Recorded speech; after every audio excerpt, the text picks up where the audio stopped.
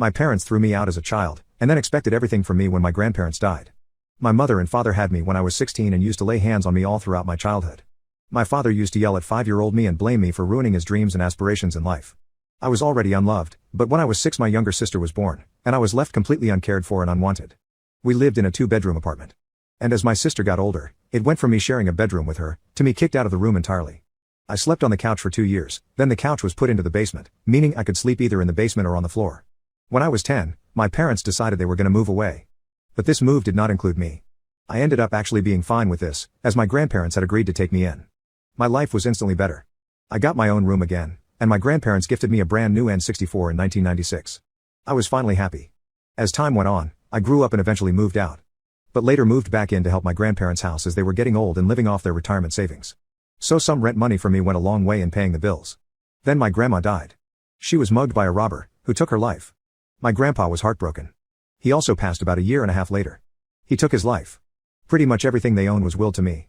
Their savings, their house, their vehicles, their stuff, everything. The house was long paid off, and Grandpa knew how to keep up with its maintenance. In fact, after Grandma died he kind of doubled down on renovating the place. He had the roof redone, the house was repainted by us inside and out, and we fixed a lot of little things. Grandpa's neighbor George even came by to help redo the plumbing. One morning I was fixing breakfast and my grandpa never came downstairs. You couldn't keep the man from his bacon. So I went to check on him. I found him there, suspended via a rope. My parents made Grandpa's funeral a crap show. They didn't bother to show up for Grandma's. They were too busy. And at Grandpa's funeral they didn't seem to grieve at all. My sister also showed up wearing a brightly colored designer dress. Which I wasn't happy about as it was a church clothes-only function.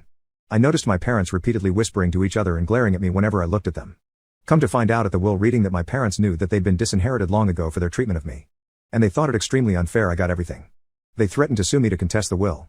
And I got repeated calls and messages from my father, mother and sister telling me I needed to do the right thing and give my father what was supposed to be his. I told them all to flake off in far more unsavory words. My parents ended up taking me to court to challenge the will. But the judge ruled in my favor after seeing the will and hearing us both out. So it wasn't a long drawn-out legal battle. The judge even looked at my parents with absolute disgust after seeing the will and hearing about their mistreatment of me in my childhood. He called my father a terrible parent, and that my grandparents were right to disown him. My father just hung his head in silence, but he made sure to stop me outside the courtroom and tell me I was always the biggest mistake of his life. And that if he could go back in time, he'd make sure I never existed. He should have been a football star. And instead he has to wear a name tag for a 9 to 5.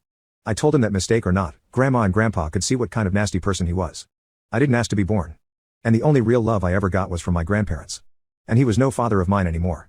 I got a few more threatening and harassing phone calls, as well as some letters from my parents. All demanding money among other things.